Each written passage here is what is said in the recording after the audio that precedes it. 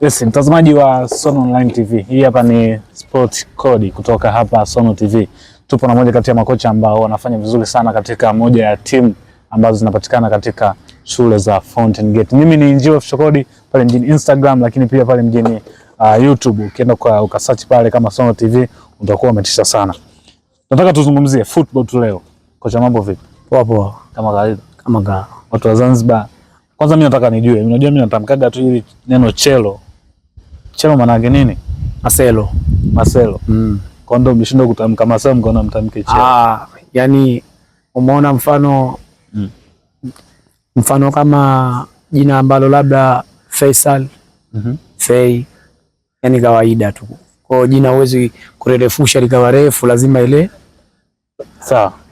Wewe ni moja kati ya makocha ambao wamefundisha timu za kike na pia timu za kiume. Yeah. Mimi nataka nijue experience yako kwanza. Watoto wa kike na jinsi ya kiume, kuna vitu lazima vitakuwa vinatokea. Kuna ugumu gani wa kufundisha na pia kuna urahisi kiasi gani kufundisha watoto wa kike? Ugumu kwa nianze na watoto wa kike, kwa sababu ugumu wa watoto wa kike kwanza, kitu ambacho kile kitu kwanza sio natural chao. Ni ambacho kitu unaanza kumwandaa, lakini tofauti na mtoto wa kiume. Mtoto wa kiume unajua kabisa bwana, football kama sisi tunakuwa tumeelekezewa vile. Lakini sasa ugumu wa mtoto wa kike kwanza naye vile, kwanza toka umpe moyo, umfariji, bwana hapa utaweza kufanya hivi, ukifanya hivi, ufanya hivi na hivi unaweza ukafanikiwa na ukapiga hatua, mbona kuna wenzako hivyo. Nione umjenge ili ajue kumbe hichi kitu baadaye kina manufaa na mimi. Lakini kwa sisi watoto wa kiume tunacheza mpira, hata michangani huo tunacheza, hata kama mtaani unaweza kukuta watoto wadogo wanacheza mpira na mpira wao nini wanacheza. Kwa watoto wa kike ugumu unakuwa hivyo, yani mpaka aelewe kama hiki kitu kinaweza kunisaidia kwenye maisha yangu, kazi kidogo. Sawa, kabla hatujahamia kwenye sehemu nyingine, changamoto ni nyingi sana, najua tofauti na hizo. Wale watoto wa kike kuna muda wanakuwa hawajakutana na wanaume muda mrefu. Wewe kama mwalimu, namna gani ambavyo ulikuwa unaweza kuwaendo watoto wa kike kwenye swala zima kama hili? Swala zima kama hilo hapo, kwanza unajua hichi kitu, je, unafanya cha halali au haramu? Mimi hapo nimemaliza. Kwa hiyo wewe mwenyewe anakuwa ajitambue kile kitu anachokifanya. Nikifanya kwa wakati cha halali au cha haramu. Sawa Unakuta sometime kama mtu anaelewa hivyo vitu, basi unakuta mwenyewe atajilinda. Alafu mpira hutaki masuala hayo. Mpira lazima ujitunze, lazima ujeke mzima yani. Kwa hiyo hicho kitu hakihitaji masuala hayo. Ndio. Sawa. Academy ambayo umeanza kufundisha ilikuwa inaitwa Taifa Academy. Yeah. Moja kati ya academy ambazo kwa watu ambao huenda wakawa wamezaliwa kipindi hiki wasifahamu. Ile ulikuwa na umri wa miaka mingapi kwanza?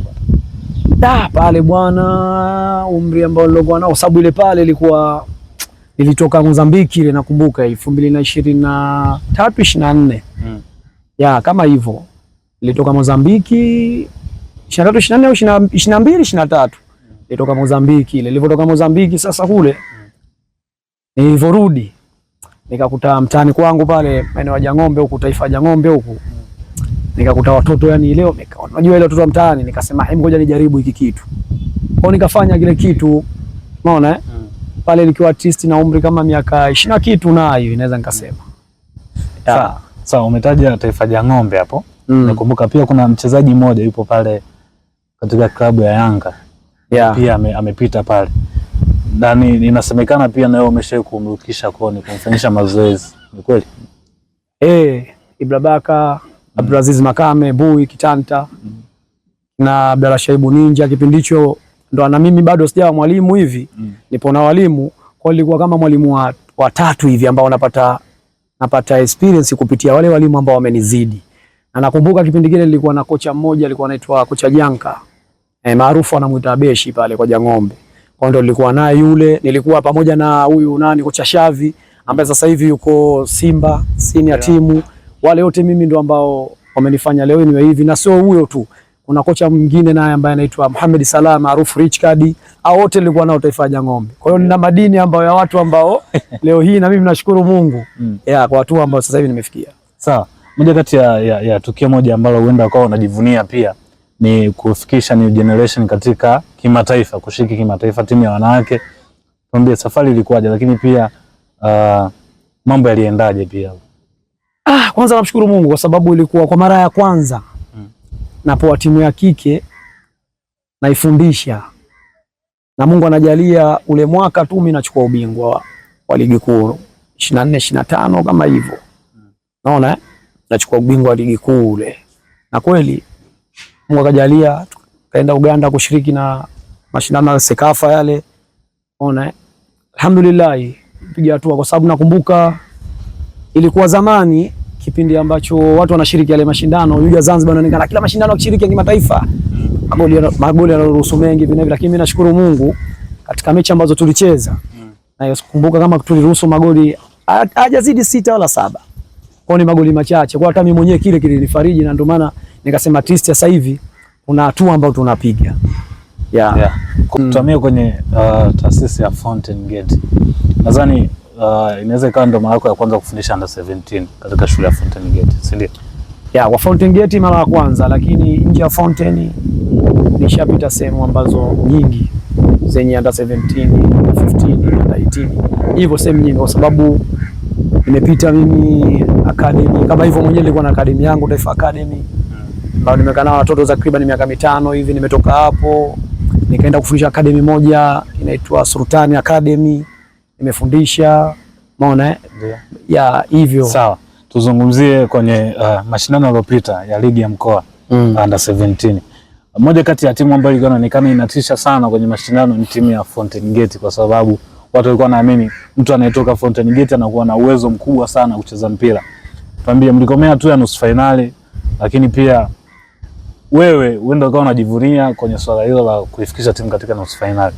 Tuambie ugumu ulikuwaje na vipi sasa hivi ligi pia hivi karibuni pia tutakuwa na maligi. Wewe kama kocha, kwanza awali ya yote napenda kumshukuru Mwenyezi Mungu kwa kunijalia mimi kufika sehemu kama hii ya taasisi kubwa Fountain Gate High School. Kwa hiyo vile vile nawapongeza viongozi wa Fountain Gate wote kwa ujumla, wamenipokea vizuri. So wao tu mpaka wachezaji ambao ni wanafunzi wa hii shule wamenipokea vizuri.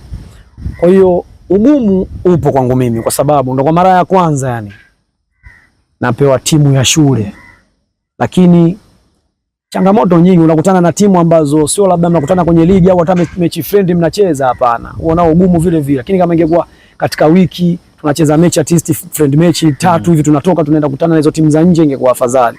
Sasa ukutani nazo, yani unakutana nazo wewe kwenye ligi tu, wewe unaona vile vile ugumu. Ila nashukuru Mungu kwa sababu na experience na hichi kitu. Na mimi nilikuwa nikikaa na wanangu nawaambia, na nilikuwa naamini kwa kile ambacho Mungu amenijalia, uwezo wangu na uwezo wa watoto, tukishare kitu kimoja ndio kama kauli mbiu ya Fountain, timu moja timu pamoja. Sawa sawa. Kuna mchezaji mmoja, kuna jamaa mmoja nilimsikia anasema kwamba mazoezi ya mpira ni adhabu. Ni kweli? Amna. Hicho nakataa, sio adhabu. Adhabu ni kitu ambacho mimi labda niseme maybe mtu kafanya makosa, kuna sheria zimewekwa, anatakiwa huyu bwana apate adhabu fulani, na yani hivyo. Lakini kwenye mpira hamna adhabu, mazoezi sio adhabu. Unanishauri nini mimi ambaye nataka niwe mchezaji mkubwa? Wewe muhimu na kushauri tu, kama una nia kweli na hichi kitu basi tafanikiwa. Kubwa mazoezi, na mwenyewe kuutunza mwili wako na kufuata vile ambavyo mpira unahitaji, na wewe mwenyewe nini malengo yako unahitaji yawe baadaye. Sawa, nataka tumeshamaliza interview yetu. Natamani sasa wewe ndio ufunge. Yaani wewe ndio uwe mwandishi wa habari afu mimi niwe mgeni wako. Umwambie mtu pale kwamba tulikuwa hapa kwenye stories za Sono TV, tumemaliza kama hivyo. Mimi ni HMD, tulikuwa na mgeni wetu Njile Official Code. Bwana, hizo bwana hizo hivyo vitu bwana, inabidi unaendelee bonge la karatasi unipe, kwa sababu ingekuwa uwanjani pale ningekuwa nakwambia, lakini vitu hivyo tutaandaa siku maalum unifundishe, alafu tumtafute mtu mimi ndio iwe na muoji. Sasa kwa nini fit na mtu mbaya? Fit na mtu mbaya? Bwana, umenikumbusha mbali. Hiyo nakumbuka kipindi nasoma madrasa hiyo. Na kaswida moja tuliimba na shehe wangu mmoja anaitwa Sheikh Muhammad Ismail na mwalimu Atibu.